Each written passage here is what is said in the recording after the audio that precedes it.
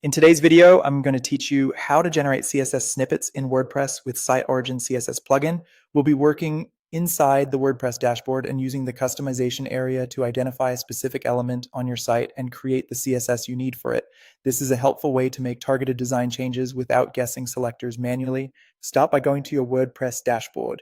This is your main admin area where you manage your site settings, appearance, and content. Once you're there, look over to the left-hand menu and click on Appearance. This section controls the visual side of your website, including themes and styling options.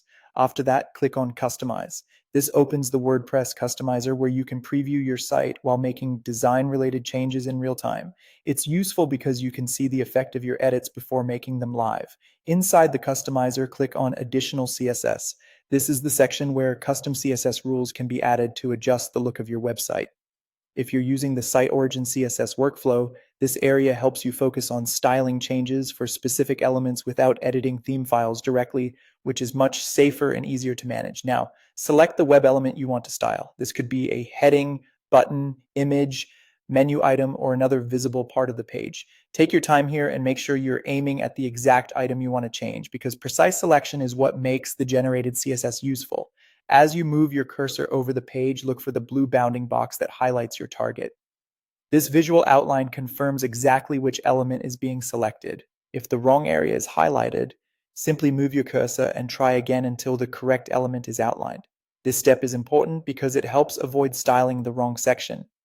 Once the correct element is selected, generate the CSS snippet. The purpose of this snippet is to give you a starting selector tied to that specific element so you can apply design changes more accurately. In many cases, this saves time because you don't have to inspect the page code manually to figure out what to target. Finally, save your changes and review the result.